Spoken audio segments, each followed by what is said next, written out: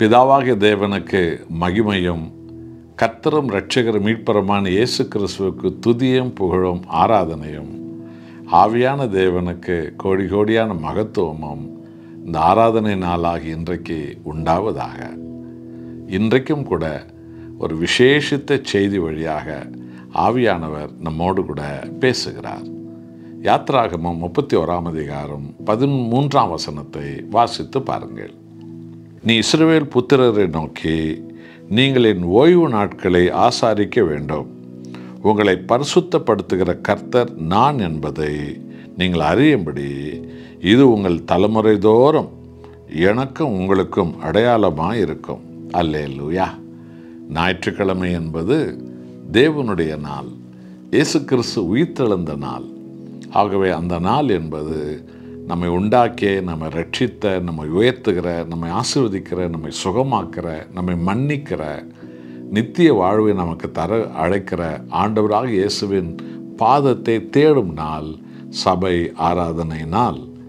இந்த நாளிலே வாய்ப்பு இருந்தும் வீடுகளே உட்கார்ந்து ஆன்லைனில் பார்க்கலாம் என்ற சோம்பல் தினத்துக்கு நீங்கள் இடம் தரக்கூடாது. என்றால் இந்த ஆராதனை நாள் என்பது உங்களுடையதல்ல, அது தேவனுடைய நாள். ஆகவே அவரை நாம் முழு உள்ளத்தோடு கூட சபைகள் கூட்டம் கூட்டமாய் கூடி அவர் ஆராதிக்கும் போது அந்த ஆராதிக்கிற நாளிலே தேவன் நம்மை பரிசுத்தமாக்கி விடுகிறார்.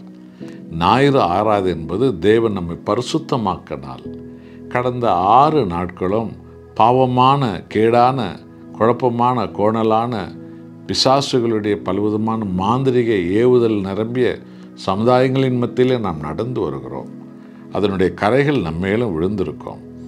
ஆனால் ஞாயிற்றுக்கிழமை ஆராதனை என்பது ஆண்டவர் இயேசுவின் இரத்தத்தால் நாம் கழுவப்படுகிறோம், ஆவியானவரால் நாம் பரிசுத்தமாக்கப்படுகிறோம். இதை தான் நித்திய ஆராதனையாக தேவன் நமக்கு தந்திருக்கிறார்.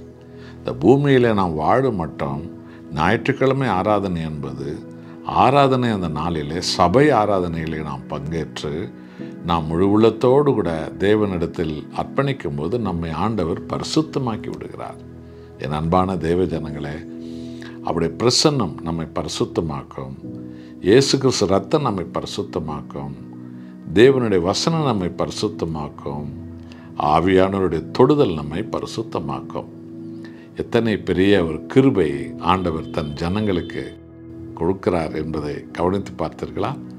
ஆகவே ஆராதனை நாளில் சபையில் எல்லாரும் முழு வாஞ்சையோடு கூட இதயத்தோடு கூட தேவாதி தேவனை ஆராதித்து நாம் பரிசுத்தத்தின் மேல் பரிசுத்தம் அடைவோம்.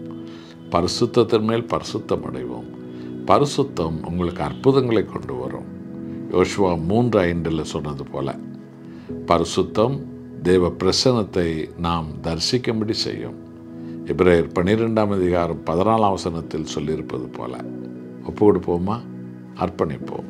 அன்புள்ள நேசரே, பாவமான சமுதாயத்திலே வாழ்ந்து நடந்து ஞாயிற்றுக்கிழமை ஆராதனையிலும் சமூகத்துக்கு வரும்போதும் இரத்தத்தால் கழுவப்படுகிறோம், வசனத்தால் கழுவப்படுகிறோம், உமது ஆவியால் கழுவப்படுகிறோம். நீர் எங்களை அந்த நாளில் முழுவதும் பரிசுத்தமாக்கி விடுகிறீர். உமக்கு கோடி கோடியும் நன்றி. அந்த பரிசுத்த பலத்தோடு கூட பாவ சமுதாயத்துக்குள்ளே நாங்கள் எழுந்து சென்று வெற்றி அடைந்து இயேசுவின் பெயராலே சகல ஆசீர்வாதங்களை சுதந்திரிக்க எங்களை நீ செய்து விடுகிறீர். அப்படியான பரிசுத்த பலத்தால் எங்களை நிரப்புங்க. உமக்கே மகிமை. இயேசு நாமத்தில் பிதாவே, ஆமென்.